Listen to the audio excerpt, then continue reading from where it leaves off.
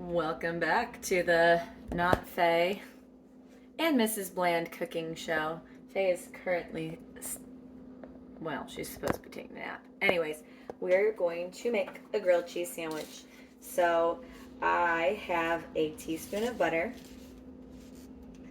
that I'm buttering the outside of 2 pieces of bread. So just one side of each piece of bread needs to be buttered. And I'm actually measuring this just to make sure my amounts are good enough. I personally like to use margarine instead of like real butter because it's very easy to spread. So we're going to be using margarine for this. So once I have my 2 pieces buttered, I like to stack the 2 buttered sides together and have the unbuttered side facing out. Then there's 2 different options of cheese, and I don't know what you are going to be given the option of using. We have just, American cheese, and we have cheese that's in a brick that you can slice up. We're probably going to use American cheese just for the sake of being easier to work with during a foods class, but I do personally like using the brick cheese that you slice up. So this is probably going to be your option. But do know that if you're at home making this, you can absolutely slice up some cheese carefully, of course, and cook it that way. We have moved over to my stovetop. I have a gas stove.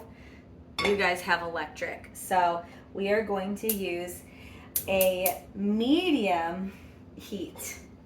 You can see mine's fire because it's a gas stove.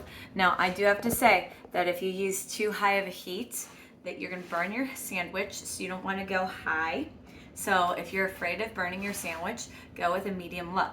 So I'm just kind of preheating the pan a little bit before I stick my sandwich inside it. You don't have to add butter or anything to this because the butter is on the bread. All right, I preheated my pan for about a minute. With a gas stove, it responds immediately because the flame just immediately starts to touch the pan. With the electric stoves, it does not respond immediately because the coils have to heat up. So you would want to preheat yours for about 2 minutes. So you can hear it sizzling, or maybe you can't. But I put the buttered side facing down. The cheese is in the center of the bread pieces that is not buttered. So butter on top, butter on bottom, no butter in the center, cheese in the center. So we're gonna cook this until it starts to brown. Now, generally, whenever I make a grilled cheese sandwich, when I start to see the butter melting up here, I know it's about ready to flip. So I just kind of wait and wait a little bit. So I'm going to pause it while we're waiting. So you can see by just lifting this up a little bit, that is browned. It didn't start melting up here like I had mentioned, but that's okay. So now this is ready to flip. Look how beautiful that is. You want to now cook this until it has browned on the bottom too. At this point, if you're afraid of burning or cooking too long, you can just turn it off completely because it's still all nice and hot. Now, of course, you are going to make 4 sandwiches total, 1 for each group mate. So you probably want to make sure your heat's much, much lower, like a medium low, because you're going to have to continue to use this pan over and over again. And if you keep using this pan at a high heat, then the sandwiches after the first one are all going to burn. See, my sandwich isn't moving around, it's stuck. That means that it's not browned underneath yet. So you can kind of get an idea of whether or not it has browned underneath by just trying to move the sandwich. Once it's browned underneath, it'll release from the pan, if you're using a nonstick pan that is, and it will be able to move. Hey, look at that, look at that, we're able to move now. And you can see, or I can see, that it's nice and browned underneath.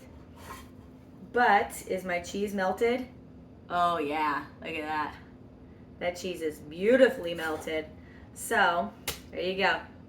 You can't see that. You can see that it is browned on both sides. I turned this over. There we go. Beautiful. So at this point, I like to cut it up. Well, my knife is over here.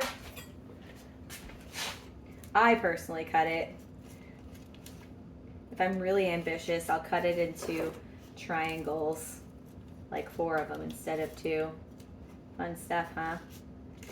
And take a look.